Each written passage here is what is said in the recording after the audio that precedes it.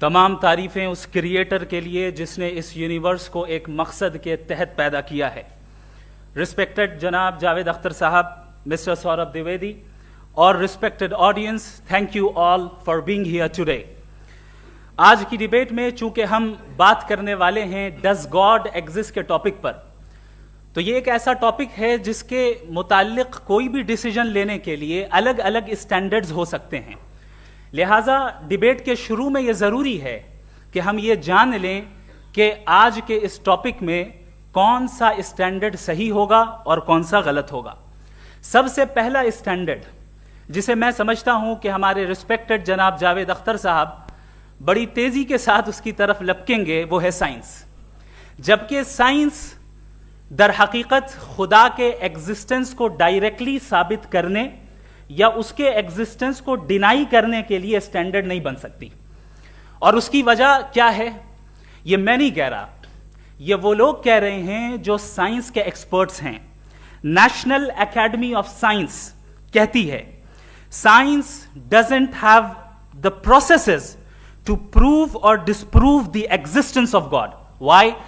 کیونکہ سائنس کا تعلق ایمپیریکل ایویڈنس سے ہے, اور ایمپیریکل ایویڈنسز کا تعلق ہمارے نیچرل اور فزیکل ورلڈ سے ہے, جبکہ گاڈ نان فزیکل اور سپر نیچرل ریالٹی ہے.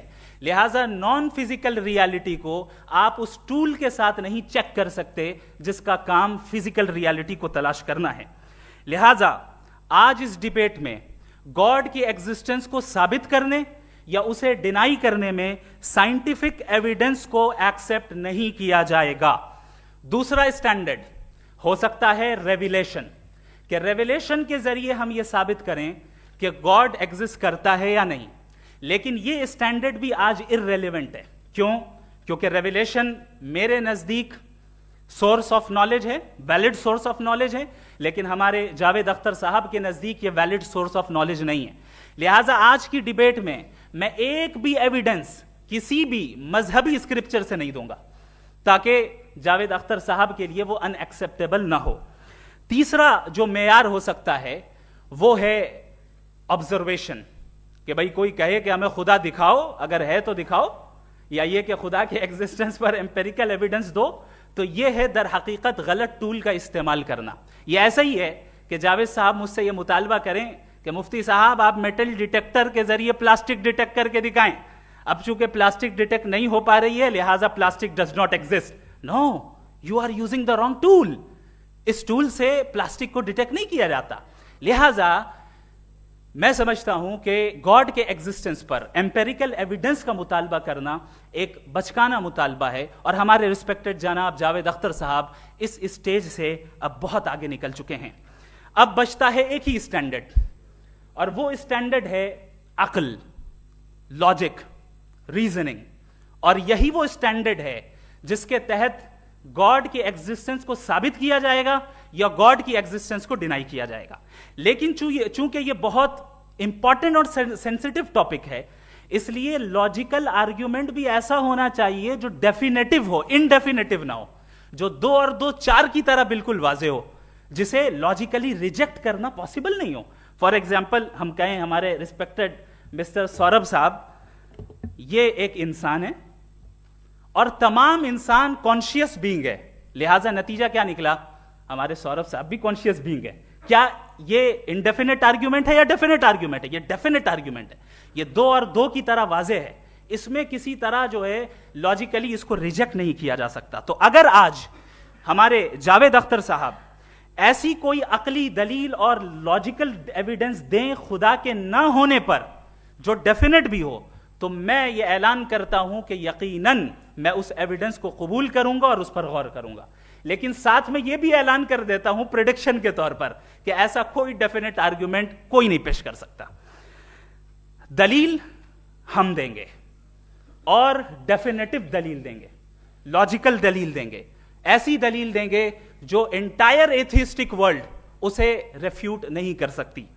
چلیں اب ہم ایک ایگزامپل سوچتے ہیں, ایک سینیریو, سمپل سینیریو. تمام آڈینس سے گزارش ہے, ہم اور آپ ایک آئسولیٹڈ آئیلینڈ پر ہیں, ایسا آئیلینڈ جہاں پہ ہم سے پہلے کوئی کبھی نہیں گیا. چلتے چلتے آپ کے سامنے اچانک آپ نے دیکھا ایک پنک کلر کی بال پڑی ہوئی ہے, सबसे पहला सवाल आपके जहन में क्या आएगा कि ये बॉल यहां क्यों आई, कैसे आई, ये पिंक कलर की ही क्यों है, कोई और कलर भी हो सकता था, ये इसी शेप में क्यों है, कोई और शेप भी हो सकता था। नेचुरली आप इस तरफ पहुंचेंगे कि कोई ना कोई है जिसने इन स्पेसिफिक प्रॉपर्टीज के साथ इस बॉल को बनाया है और यहां पे रखा है।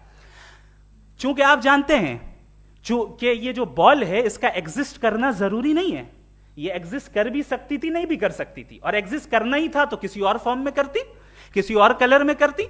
अब आप इस बॉल को एक्सपैंड करते चले जाएं, एक्सपैंड करते चले जाएं, एक्सपैंड करते चले जाएं, यहां तक कि ये बॉल यूनिवर्स के साइज की हो जाए। बताइए कि क्या साइज के बढ़ जाने से सवाल बदल जाएगा? हरगिज नहीं बदलेगा। अभी भी सवाल रहेगा ये यूनिवर्स कहां से आया, इन स्पेसिफिक प्रॉपर्टीज के साथ कहां से आया, क्यों आया, किसने बनाया, यह सवाल उस वक्त भी वैलिड रहेगा। लेकिन यह सवाल अगर हम जनाब जावेद अख्तर साहब से करें तो चूंकि इनका वर्ल्ड व्यू एथिस्टिक है, और सिर्फ इनका नहीं, मतलब जितने भी एथिस्ट हैं और एथिस्टिक वर्ल्ड व्यू को रखने वाले से अगर आप ये सवाल करें कि ये यूनिवर्स कहां से आया, तो इनका जवाब या तो आर्ग्यूमेंट फ्रॉम इग्नोरेंस होगा या डॉगमेटिक होगा।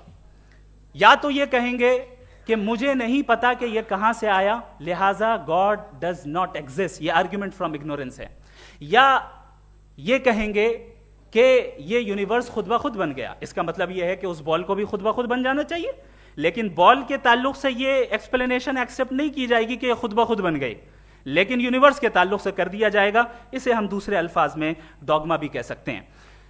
दूसरी चीज, हमारे जावेद अख्तर साहब जरूर गॉड ऑफ गैप्स की मिसाल भी जरूर देंगे, और मिसाल देंगे कि पहले जमाने में बिजलियां कड़कती थी तो लोगों ने किसी एक खुदा की तरफ, और बारिश होती थी तो दूसरे खुदा की तरफ मंसूब कर दिया, उनके पास दलील नहीं थी।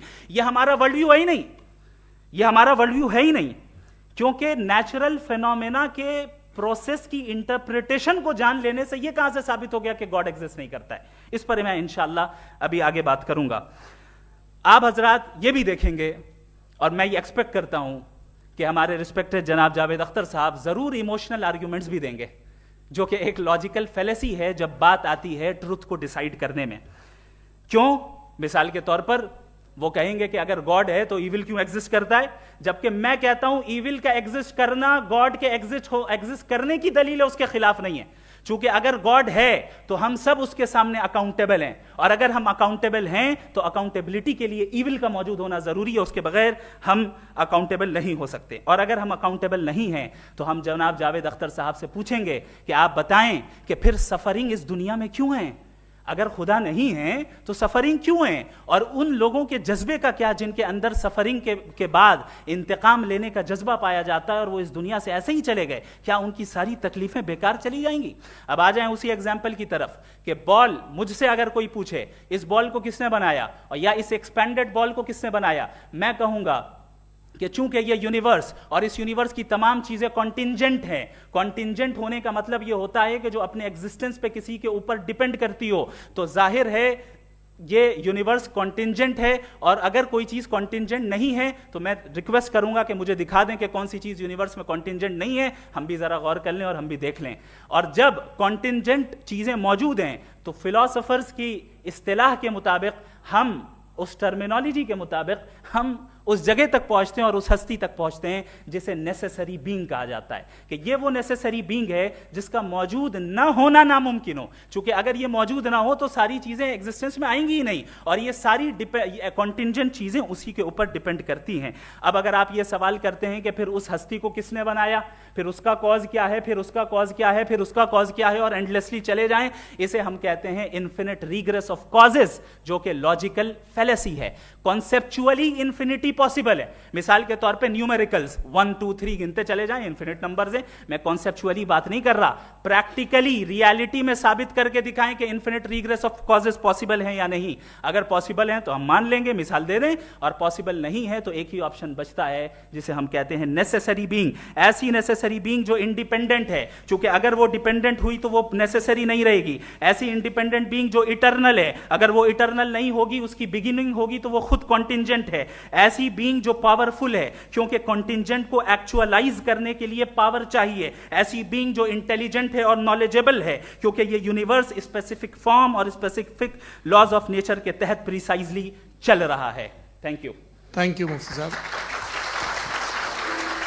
میں ان دلیلوں کے بعد جاوید اختر صاحب سے گزارش کروں گا, آپ بیٹھ کے بولنا چاہیں گے یا وہاں؟ جی.